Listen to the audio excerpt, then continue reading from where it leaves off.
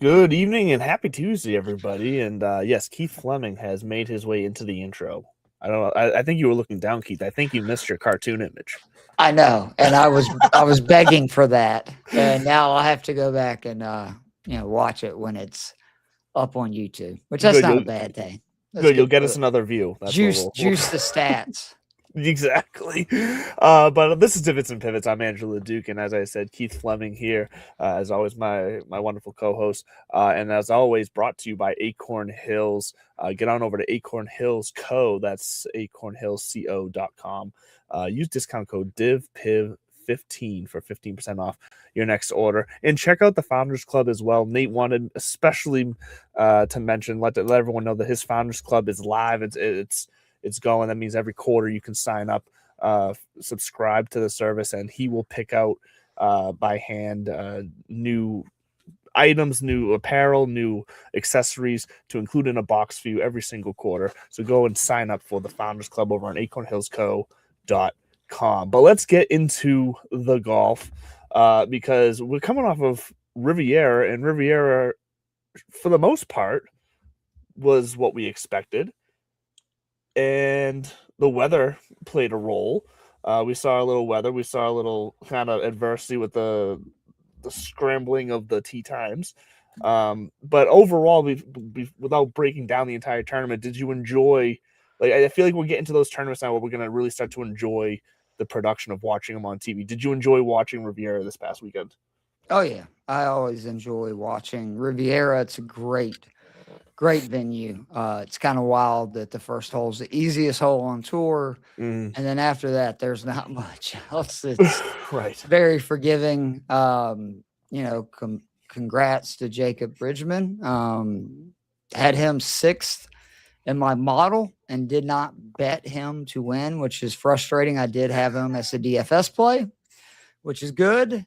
But the more I thought about, he was sixth in your model, Keith, and he was 100 to 1. You probably should have bet that. So that's a lesson learned for me. Yeah, I mean, and it's the thing. Bridgman has. You look at his stats now, and obviously that seeing that result of the one on his schedule. Oh yeah, Donna, they're juiced now, but They're still, juiced now, but they were quietly. I'll say quietly juiced leading into even last week. He had like 4 straight top 30s, I think it was, or 20s even. I don't have it right in front of me, but he's been having a great start to the season. So, you were obviously on him there, but I get it where sometimes it's hard to bet those names that you just. Until he did it on Sunday, actually until Saturday when he was up 7 or 8 strokes at the going into Sunday. yeah. He just wasn't one of those names that you think of and think, oh, PGA Tour winner. I know that's a terrible reason to use as a stat, but you know what I mean. Like there's some guys, but they just don't pop as quote unquote winner. Signature event. There was 4,000 names in that field that were more appealing. Right. He's definitely one of us though. The 7-wood, which. I've said this for a long time. It changed my golf game. I put one in the bag in 2014. It's the easiest club in the world to hit. I'm serious. If you're a golfer that struggles, particularly from what would be long iron territory or, laying up on par fives or even looking for a club on short, like par fours and par fives LT, the 7-wood goes so high that it's like the easiest club in the world to hit straight. I love mine. The one I have now is the third 7-wood I've had since I went to it. And the fact that the golf shot of the week was a 7-wood to a foot made me feel good. I was like, hey, just like us. And watch out I believe it's Bob Does Sports they're rocking 9 woods out there too. So I mean there's woods galore these days. I don't want to say that, but I may know some people who won. Yeah, hey, there's nothing wrong with it. Whatever you're gonna do to get around the course, it's a club for a reason. But yeah, so that's and we'll get into more of that as well. But first, let's kick off with some more of the general news before we recap the full tournament. And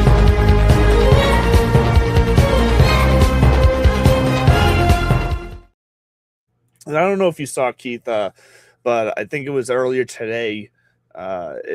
The structure of Brooke Koepka's charitable donation was released. I don't know if you peeped that, but his $5 million charitable donation as part of his reinstatement plan was released, and it's basically structured to where he got to pick like $1 million of it went out to a PGA approved charity. I think it was the Nicholas Foundation. Another 1.5 went out to like a select few. Another 2.5 went to select. So like it's a lot of charities are going to be helped by it. So it's great in that sense. I found it curious. Like there was the last bit of it was that like select people on the board or part of PGA in some way get to pick themselves a charity. Like, do you have any feelings on like spreading it out that much, or like how they did that, or is this just kind of noise in the background? I mean, it doesn't make a difference to me. It's good for the charities. The PGA Tour does more charitable work than any organization, professional sport organization in the world.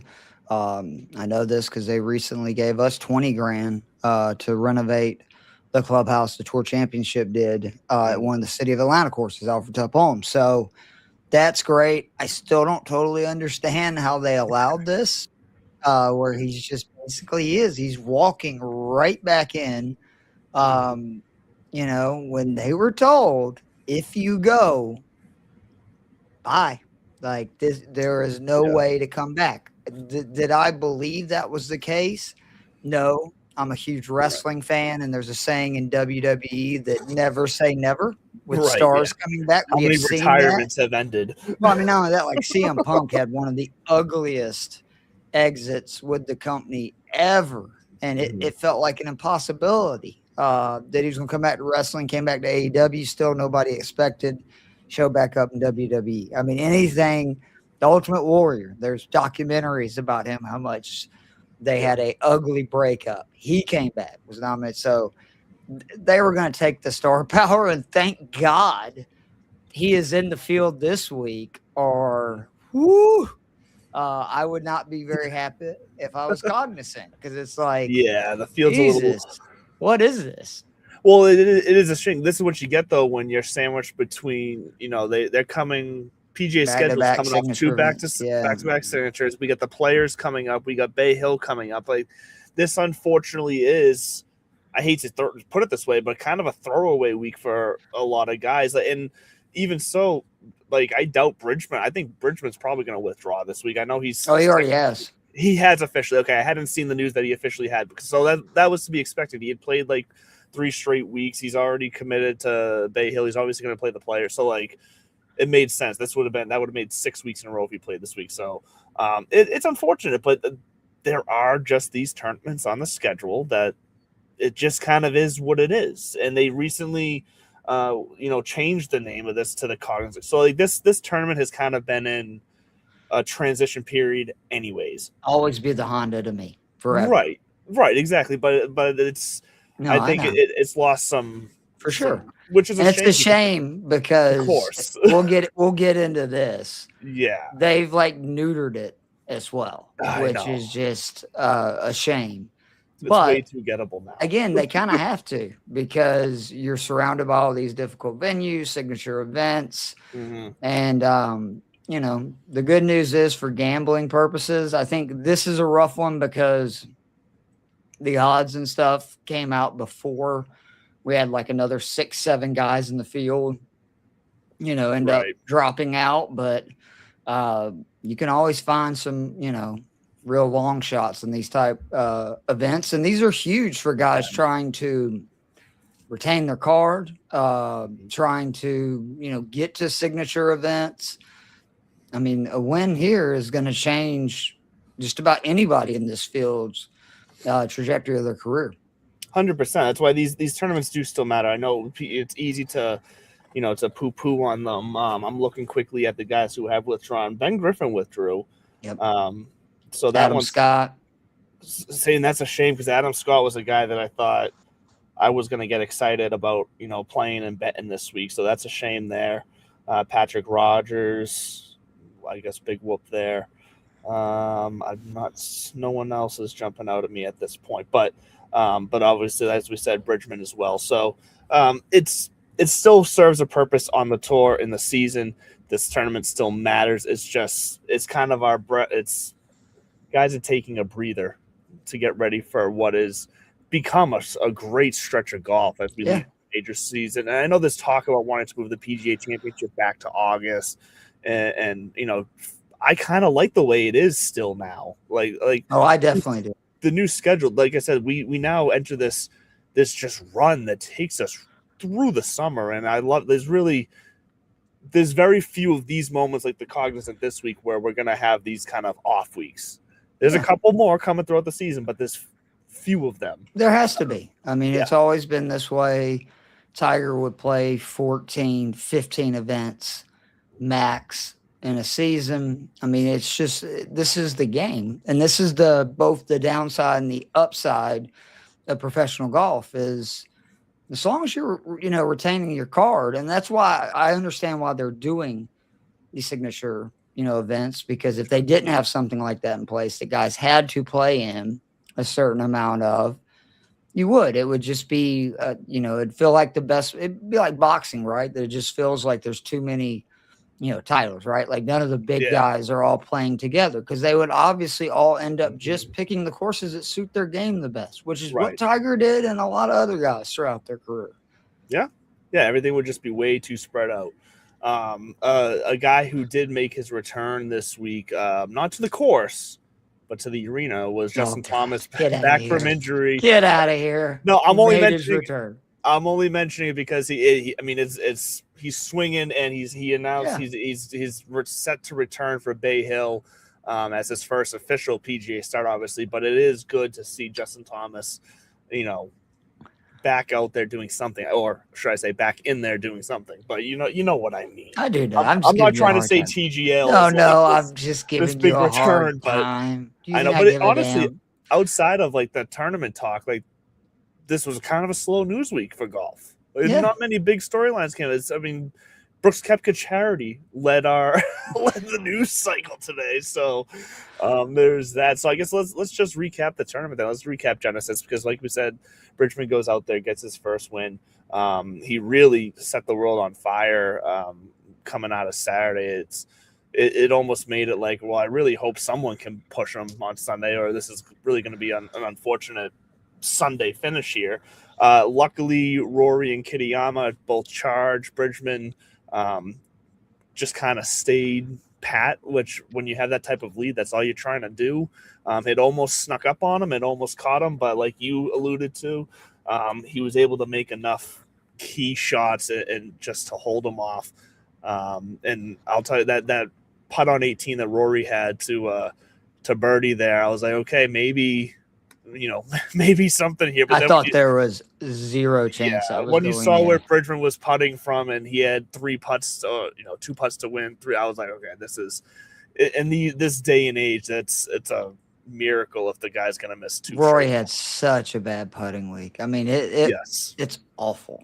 And again, I try not to ever knock these guys' golf games because they're the best in the world. They're way better than all of us, but no, I can't fathom how somebody like Rory McIlroy, who goes through like periods where he's a great putter, can look so bad and get so lost. I mean, I think it was it was the first hole on Sunday. He hit it to like 10 feet. He missed that putt 6 inches to the left. Yeah. Like, how is that possible? That's either such a bad stroke or such a bad read that, I mean, it was from 10 feet. It should at least scare the hole. It never had a chance going in like off the putter. Yeah. Great job by the cameraman because it was actually at an angle where you knew immediately, well, that's not going in. Right.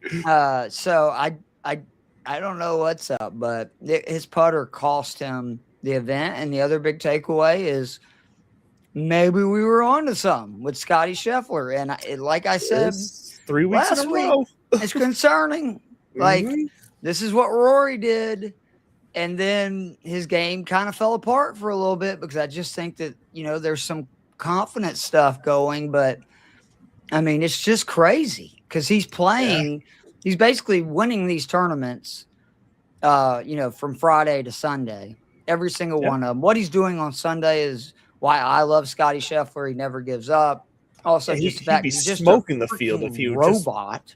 If he would just play on Thursday better, he'd smoked. Like this would be not even competitive on Sundays. But like, I mean, let's be serious. Like, we were worried about him missing the cut. Yeah, he was going 5 into over. Friday at an event with 70 players in the top 50 and everyone within 10 shots, all making the cut. At that point, I think there was only 3 guys missing the cut. It was him, it was Keegan Bradley, and I forget who else it was. But I was at one point I was like, oh, like this is gonna be crazy. Yep. 3 guys missed the cut this week. But it is something that it's at this point it's 3 times nothing. It's a pattern developing that is 100% worth talking about. It's not like we're going to sit here and say Scotty's downfall is coming. We're not jumping, into that tank or anything, but it's just a pattern to watch. It's a trend, and it'll kind of define his season on what he does going forward to adjust it. You can't make up slow starts in the majors. There's a lot of places that you can. You cannot do it at the 4 biggest events of the year. I always think of Tiger in 97. People forget he turned it 4 over in his first round at Masters. He set all those scoring records. The dude shot 40 on the front, a 30 on the back, quickly erased the slow start. But, say he shot even on the back and he was 4 over. Would Tiger have come back? Probably not, to be honest. So, we'll see. It's going to be really interesting. Rory can't make a putt. Scheffler is, again, 3 rounds or 3 of the rounds every tournament. The guy, the opening round, he looks like, I don't even know. He looks like me and you. And then, it's kind of there for the take. Brooks can't make a putt. So there's another Brooks big name that awful. It's awful. Which is surprising because it was his putting was very good. And we talked about those tournaments leading up to, he was playing on the DP World Tour, him and who else were we talking about? Reed. Patrick Reed. Yeah. They were putting well, but obviously that jump to California and that POA, I think was a massive thing. I think the POA was giving guys trouble.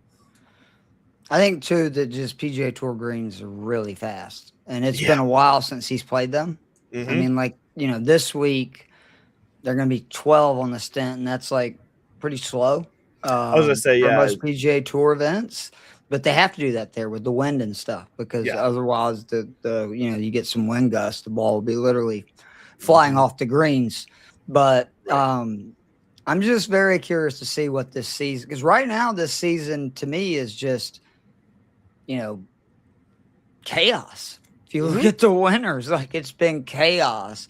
Is that going to be the theme? And are we going to get 4 major champions that are all, wow, I didn't see that coming? Or is one of these guys going to take back over? Remember, this time last year, I think both Rory and Scheffler, Scheffler hadn't yet got hot, but Rory had already won, I think, 3 times. He won at least twice early on. Oh, yeah, right. The third was Augusta. So I think the third was Augusta, yeah. So we'll see. But last year it was, a ton of wins by just a handful of players. Right. This year that doesn't look to be the case. Which I'm fine with. That means there's value for people like us who want to play DFS, who want to bet. That means that you have a chance at really finding something special out there on any given week. So let's get into the Cognizant Classic then. Let's break this down because like you alluded to, this field it's wide open this week.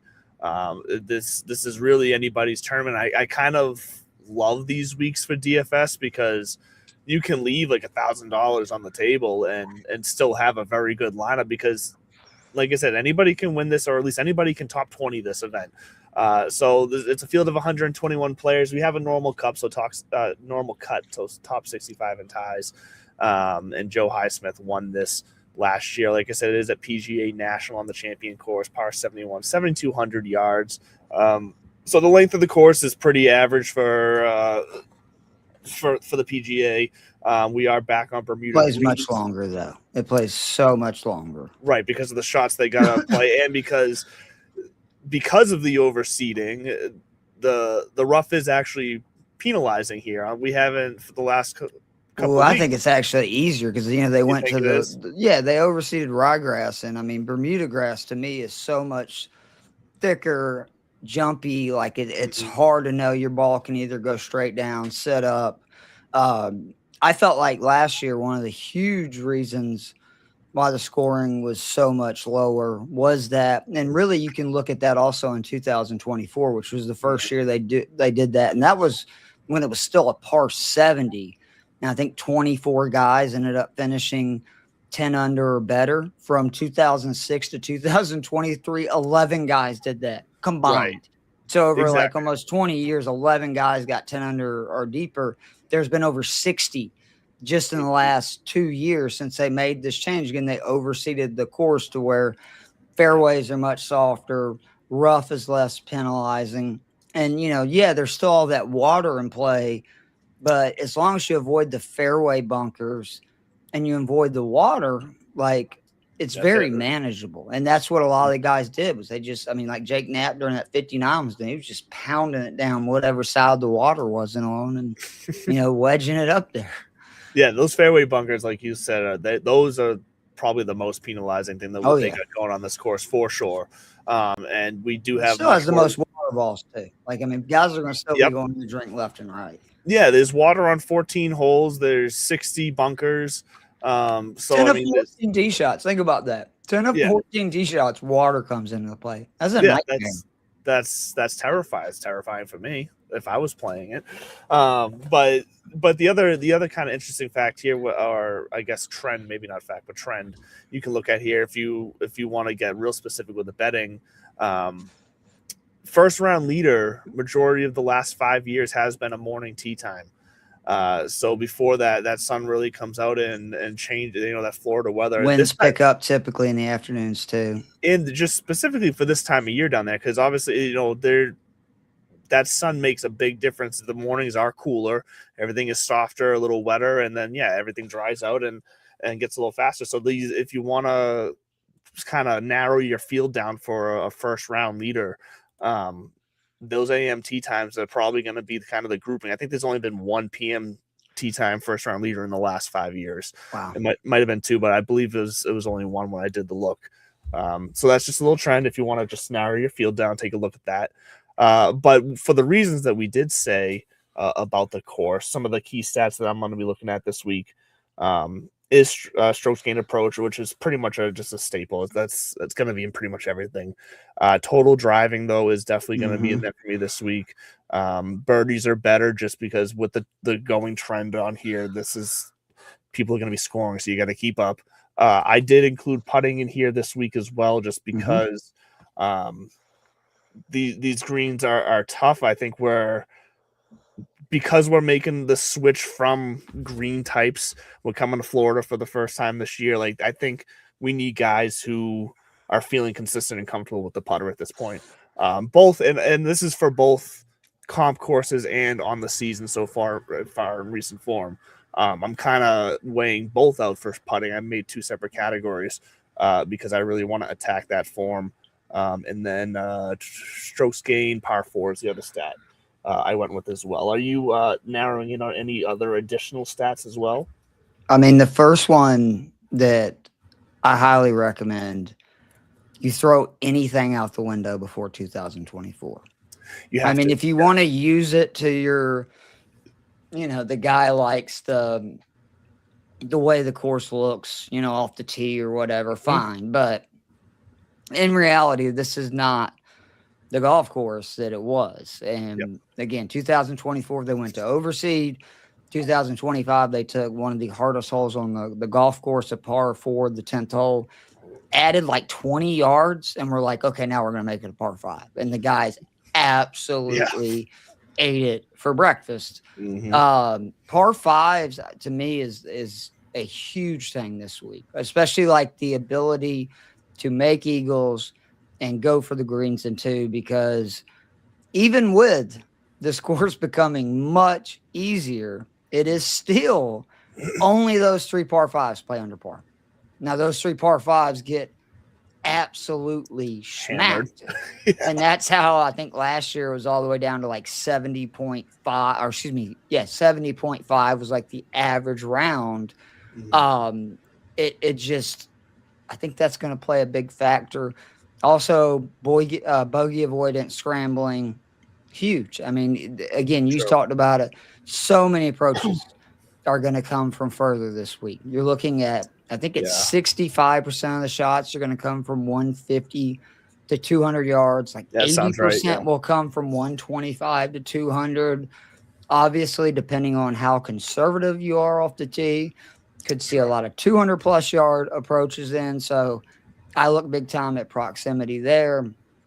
And I'm with you. Like, total driving is exactly where I went, because the average driving distance here is 281. That's one of the lowest on tour. Right. But if you really look, like last year, I think so many guys, the last 2 years, excuse me, have figured out, if there's water left, rough right, and now the rough is not as penalizing, just bomb it down the right side. And we saw a lot of that last year. A lot more guys getting more aggressive with drivers.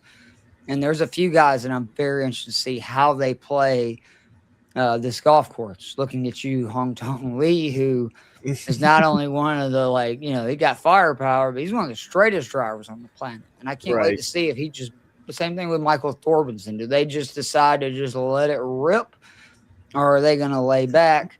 And you also don't want players that make big numbers. You do not. Because this is a course that still you can make a triple, a quad, and it is not that shocking of news when somebody does. Yeah, and I'm glad you brought up Michael Thorbjornsen, because he obviously got off to such a hot start this year, and then absolutely just looked terrible, last week and in the week before. So like, no, am I thinking the week before? He looked terrible at Pebble. It was at Pebble.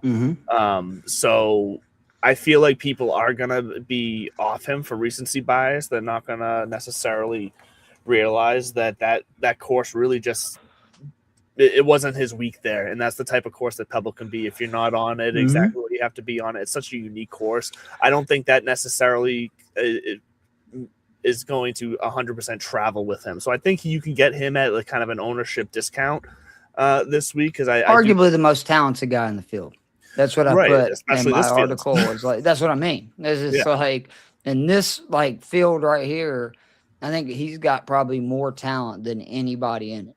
And maybe Blades Brown could make an argument. He's like, I'm 16 and I'm doing what I'm doing. So maybe, okay, do you want to say Blades Brown? But that's why you got to, take your shots this week. This is a week where I am not going to, have a bunch of bets on guys, pretty much 40 to 1 or less, because their odds are ridiculous. Like, I love Shane Lowry. I love Ryan Gerard this week. I think they rightfully are first and second on the betting board, but getting them at less than 20 to 1, get out of here. Like, that's not even worth it. Like, it may end up winning, but that's really risky, because they're not those level players to be getting, no edge 20 to 1. There's just no edge there. And you mentioned Blades Brown, because Blades Brown is someone that I'm just really enjoying watching. This is obviously the start of his career right now. It's something fun to watch, and I'm very curious to see where that goes. He obviously doesn't have a ton of PGA rounds under his belt, so when you're talking mathematical models and whatnot, he's obviously, you don't expect him to model out great, because the sample size is so small, and the type of course and all that, like, there's just not enough consistency built there yet. But even with that being said, at 6,800, he still modeled out 25th in my model this week. So Blades Brown is going to be someone I'm definitely going to be sprinkling into my lineups. I'm not necessarily confident enough yet to put him, say, in my core, like my core 4 or 5, but I'm going to be sprinkling Blades Brown in for sure, because he's one of 7 guys in the field who is above average strokes gain approach, proximity 150, 200, strokes gain ball striking, scrambling, bogey avoidance, strokes gain putting on Bermuda greens. The rest of that list, which to me, that is just an elixir of success here. Christian Busenhout, Messier, Berger, Thorbenson, McGreevy, Balamecki, and Blades Brown. But I mean, for Yeah. him to be on that list at 16 It's is impressive. freaking ridiculous. Well, he's third in the field in strokes gained on par 4 right now, Mhm. which is wild. He's 45th when birdies are better. So yeah, that's 100% all reasons why he will be, and not to mention number 16 in total driving too in this field. So like he's 100% going to be sprinkled in. And like I said, at 20, ranking out 25th in my model with his sample size and all that, it's just too good to. It's too exciting to not to not mix them in. But let's get into some more of the specifics of our guys here now. Your guys will be surprised to me. I didn't see it updated in the sheet here, but I updated mine, so I'm looking forward to hearing yours and see where we align here. Because I guess I'll just do my core first. I have five in my core this week, so I'm going to kick it off with Max Home at 7,900. He's just playing very good right now, and this is a course I know he's not only played a lot on tour, but I know he's played a lot on the side, practice rounds, and YouTube videos and things like that. To where like I know he's been around this course once or twice, so I'm comfortable with Max Home, especially at 7,900. That still feels like a steal for this field. You mentioned Ryan Gerard; he's in my core, 9,700. And then Rasmus Højgaard as well. I think both Højgaard brothers are very playable this week. There might even be a lineup or two where I play them both together. Well, we shall see. But Rasmus is the one that models out better for me. I like the way he's playing.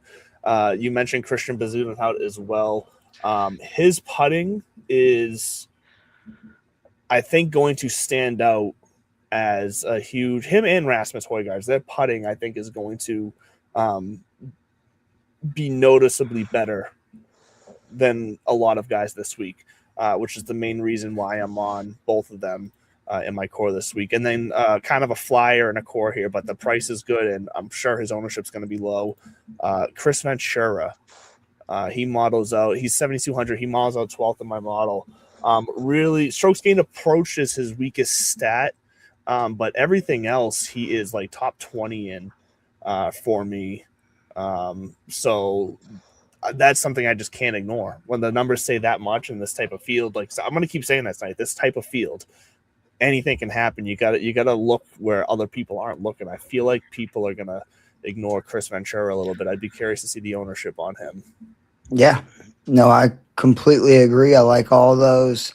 I mean, Ryan Gerard for me is just automatic. Real break on DraftKings that all the guys that basically dropped out of the field were the most expensive ones. So you can there's probably not going to be a lineup I have that doesn't have 2 to 3 of Gerard, Lowry, Thorbenson, and Bezuidenhout, who I just think all incredible values. I think the best value on the entire board is Hotong Lee, 8,100. Yeah, I've heard him a lot this week. I mean, this is a course that he should absolutely have a field day with. He's top 20 both in driver accuracy and total driving. He's top 20 in strokes gained approach and green and regulation percentage. He's actually been pretty good at scrambling. I think this, of course, sets up very well for him. And then I really like some of the cheaper guys. Like Sam Ryder at 7,300 is a lock for me this week. He is a guy that has certain courses that he plays very well. This is one of them. He's made the cut each of the last 2 years, even with the course changing. And he's got multiple top 10s before that at this venue. Another guy that's just an elite iron player, elite putter, and his putter is hot right now. And again, this is the kind of course he should do very well. The fact that he's playing well, playing courses where he's giving up so much distance, and that's not going to happen here because, again, guys are going to lay back. Right. So it's playing Ryder from 150, 175 and further in, like, he's going to have the advantage over most players. So I love that play. I like Lee Hodges a lot at 7,100 as well. I think he finished top 10 here last year, dominates par fives. another guy that's a good iron player. Andrew Putnam is another guy, 6,800, who had a really good showing last year in his first time playing since they changed this event. He obviously had a really good event earlier out west. You mentioned Blades Brown, who I also like. And then the other guy for me, because of this field, to quote my good friend Andrew, Adam Hadwin, $6,700, man. Oh, we haven't heard his name in a Runner while. up last week on the Corn Ferry Tour. This is a venue he's had some success at. He only got into this after like 6 guys ended up dropping out. I could just see Hadwin, right, like having a good week because he knows this week field, a top 10 could lead to other big things. And I'm not gonna lie, True. maybe I did throw $1 or 2 down at him at 120 to 1 to win the tournament. Why not? But I mean, I really do. I think Hadwin at 6,700, you're getting in the 6K range anyway. It's risky. Why not have a guy that, has, had a really good PGA Tour career, and obviously he's still hungry and wanting to go because he went down to the Corn Ferry, because he lost his card last year, and I just think he's the kind of player that could take advantage of this opportunity. I don't think I'm going to have the balls to play Adam Hadwin this week, but I'll be watching him for you. But it's Adam Hadwin. I'm not quite there yet, but I understand the argument. I'm just don't have as much guts as you. Is what it comes. You're playing a 16-year-old, and you're telling me that I'm the one with guts. Well, this same 16-year-old has looked like nails every time we've seen him. I'm not denying that. This is a golf course, though, that we'll find out like his temperament and stuff, which he has made. It's to your point. He's making a ton of birdies, which is great. He also is making a lot of bogeys. That's why he's not like, in contention to win these events. Right. And this is the kind of course that just, I'm also playing him, in some of these lineups just because where are you getting that kind of firepower at 6,800, with the bonuses for birdies, eagles, etc. But I do have like real concerns that it could, the Cinderella story, if we will, kind of ends this week with a thud, because this is even a much easier PGA National, like what we've seen the last couple of years. I mean, what was it? We said 10 of 14 par 4s. Right. There's friggin' water in play off the tee. Like, you have a bad day with your driver. I couldn't imagine what that feels like when you're only like about 8 holes in and you're like, oh my God, I only got like 6 tee shots left with water either all the way down the right or left side. This is the type of tournament where his caddy is going to play a big role if he does succeed have success this week, because he's going to need to, tone down that teenage piss and vinegar where he's going to get up there and want to absolutely smash it, and the caddy's going to have to reel him in sometimes, like you said, and just play this smart and put the ball over here. So it is 100% a test week this week for Blades Brown. Curious your thoughts on Will Zalatoris this week, because Zal has been, I just called him Zal. I don't know why that just came out. I don't like it. So ignore me. Will Zalatoris has, he's been very hit or miss so far this year. It's either he does well or a cut. Pretty much everything has been looking good for him in his game, really, other than the putter. He hasn't gained a stroke putting in his last 200 rounds.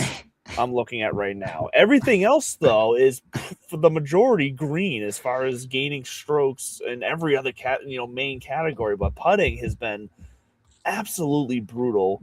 And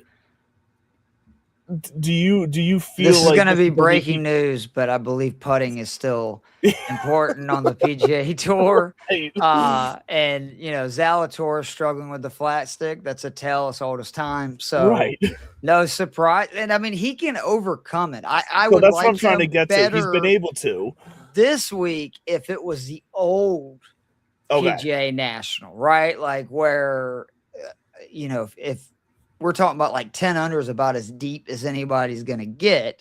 Yeah. Then yeah, man, like sign me up. I don't know, like unless he just gets really hot with the putter, which it's possible because these greens are not that difficult.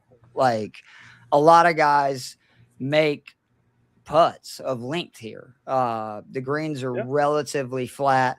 Again, no surprise because of all the high winds. They can't be having, all this undulation and stuff because the Right. ball won't hold on the green. So, the defense to this golf course is tee to green. And Zalatoris, I think, still, is one of the better ball strikers out there. I'm pulling for him. I didn't know it was that bad though. 200 straight rounds. Like, and don't take this the wrong way because this is going to sound bad, but to any of those Zalatoris people out there, he could close his eyes and putt, I think. Right. And in 1 or 200 rounds, he would gain strokes on the Right. field. Like, that is insane. Because remember, people, we're not talking about gaining strokes on everybody, like the field, the field average. And the fact that he's not gaining strokes in that many events is just insane. That's the stat of the year for me so far. Well, this is where now I'm confused even by what I just read here, because on one chart here on BetSperts Golf, it's showing, strokes getting putted last 8 rounds, last 16, and that's where I'm seeing, across over his last 200 rounds, so I think I read this wrong. So it's not 200 rounds in a row.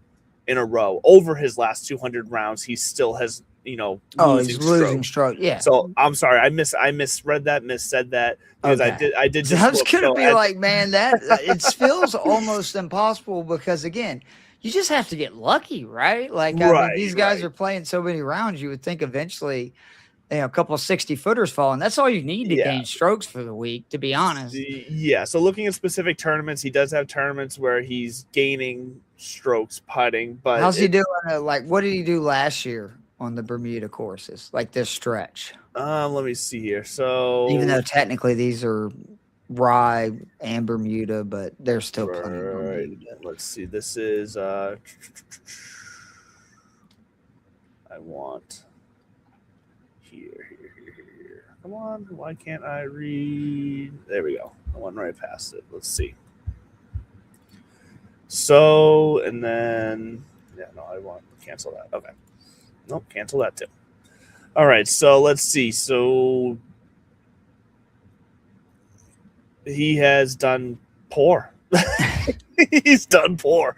Back to 2021, he has only gained strokes putting twice, and that was at the Arnold Palmer in 24, and that was, I think, a year he contended, if I don't remember. Yeah, and then it was the Players last year, actually, were the 2 times that he gained strokes putting.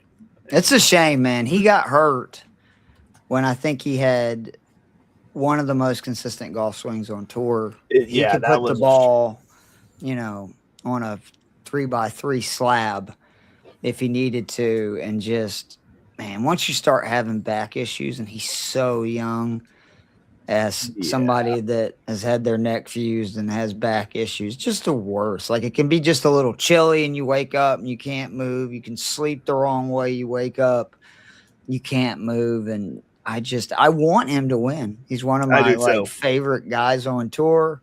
I mean, how can you not pull for Happy Gilmore's caddy? But I know I do want him. I do have questions about, can he make enough birdies on this golf course to keep up with the guys that, there is some firepower. Keith Mitchell is another one that we didn't talk about, that it feels like this is set up. Like, he's getting no love anywhere. And so you're telling me a course where you need to drive it relatively straight, be a good iron player, and make some putts. That's Keith Mitchell, man. And he really does love this Florida swing. Courses in the South. That's where he's from. Right. He's a member out at Sea Island. They have lightning fast Bermuda greens. I think he's an interesting DFS play too at 9,300, because I think he'll be very low owned with like Lowry, Gerard, Buzenhout, Thorbenson, the guys like right all around those him. guys in that range. And I think Mitchell is about as safe as any of them. I mean, I would be really shocked if he misses the cut here. Yeah, and that's fair. That's 100% fair. Real fast before we go, Ali Khan, I do see you now. Ali Khan. I just said your name, so you're Say welcome. my name, say my name. And hi no again. one is around you. And then thank you for jumping in as well, Mushta Bashad. I hope I said that right. I apologize if I didn't. If you would like to call us journalists, go for it. We will. I write an article every week. I'm going to call do. myself a sports journalist. Keith is much more of a sports journalist than me. I am more of a bumbling, talking pundit. Is what I will call myself. You know what? I am a personality. I like that. But look, that is going to do it for us this week on Divots and Pivots here. We're here every Tuesday night, 8 o'clock, or like tonight. Sorry for a little late, 8:05. But we are always here. Thank you to That Sports Podcast Network for the visuals, and Golfer Gang Network for all the audio distribution. Couldn't do this without you guys, and couldn't do it without you guys listening and watching us right now. So thank you. Good luck on the Cognizant this week as we get ready to enter the real meat of the PGA season coming up in the next month. Wait. So we love you, and as always, stay classy.